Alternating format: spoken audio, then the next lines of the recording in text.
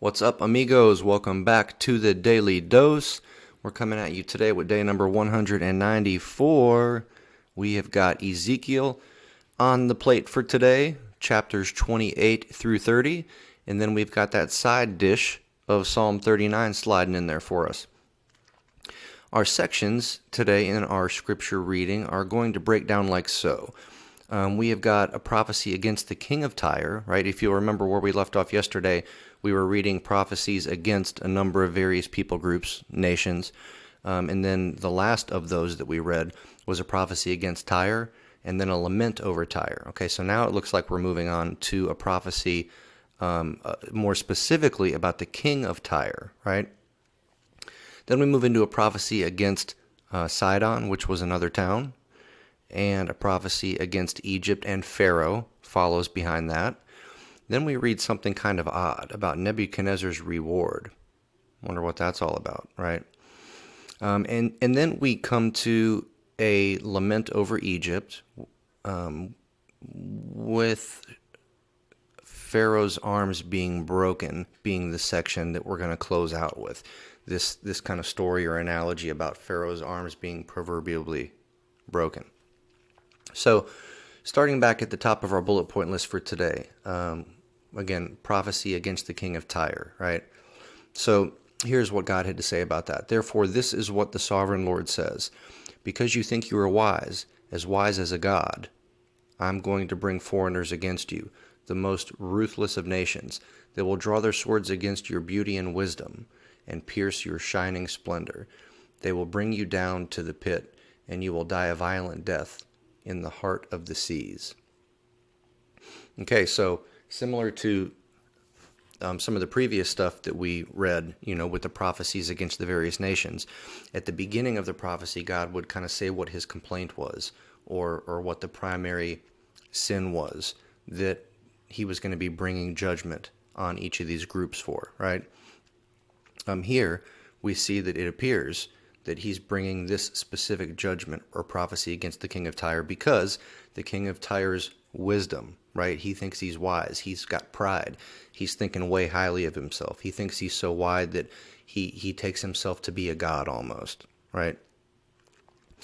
So from there we move on to a prophecy against Sidon. This is what the sovereign Lord says. I am against you, Sidon, and among you I will display my glory. You will know that I am the Lord when I inflict punishment on you, and within you am proved to be holy. I will send a plague upon you, and make blood flow in your streets. The slain will fall within you, with the sword against you on every side. Then you will know that I am the Lord.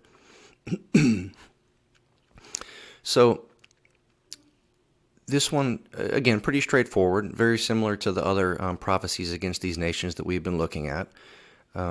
Then here we're going to move on to a prophecy against Egypt and, more specifically, Pharaoh. This is what the sovereign Lord says. I am against you, Pharaoh, king of Egypt, you great monster lying among your streams. You say the Nile belongs to me. I made it for myself. But I will put hooks in your jaws and make the fish of your stream stick to your scales. Interesting. So here, again, similar to the king of Tyre, it seems like Pharaoh, the king of Egypt, is basically thinking very highly of himself. He's saying, the Nile belongs to me. I made it for myself. The pharaohs often, they were viewed and thought of themselves as a god, right? As an actual god.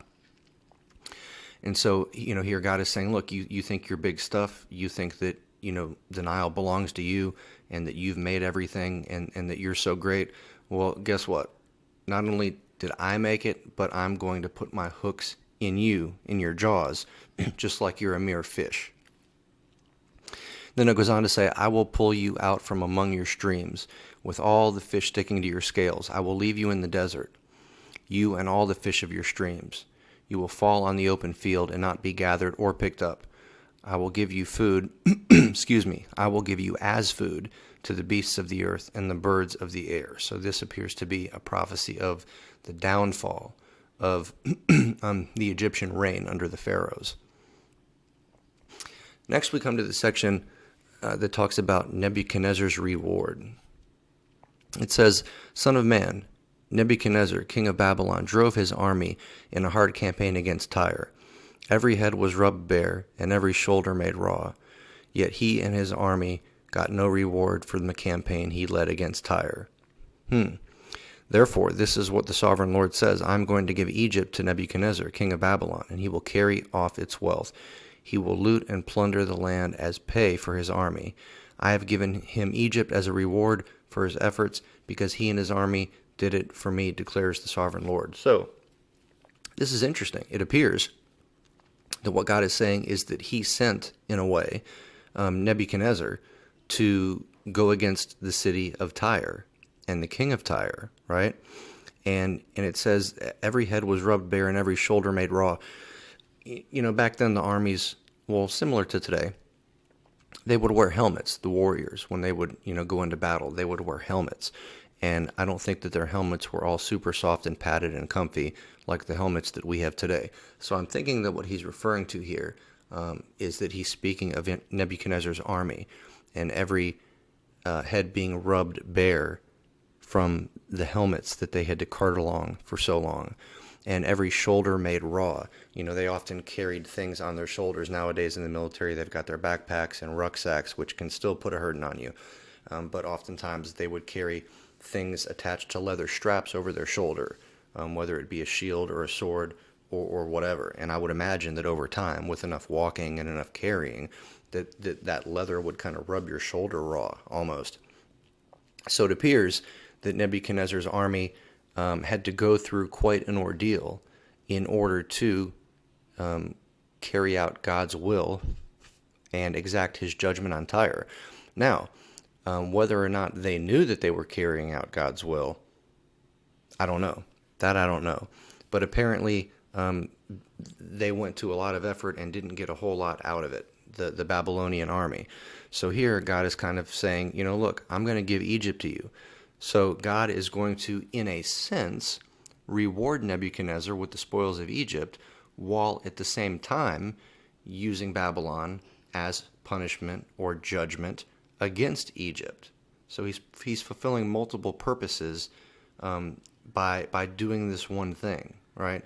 And I think that God still works like that. I think he always has worked like that, and I think he always will work like that, When I'm going about my work day, normally I'm focused on one aspect of my day, right? I'm involved in telecommunication construction.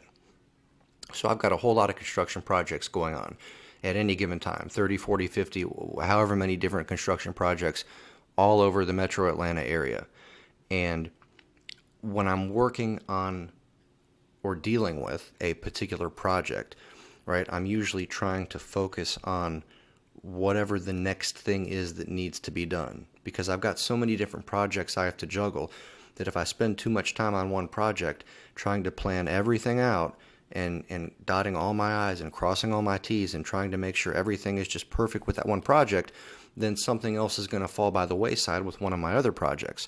So I have to juggle them, and as I'm juggling these projects, I have to give attention to whichever projects need attention the most rapidly, right? So if I've got a project that needs to be completed within, like, say, the next month, I'm going to be giving that more attention than another project I may have that's not going to be ready for a year because it's a high-rise and it's going to take a long time for them to build it downtown or whatever, right?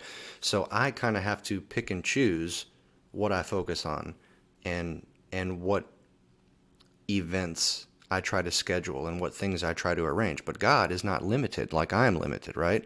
He doesn't have to focus on one thing. God can, and I believe does, focus on all, nearly innumerable things all at the same time.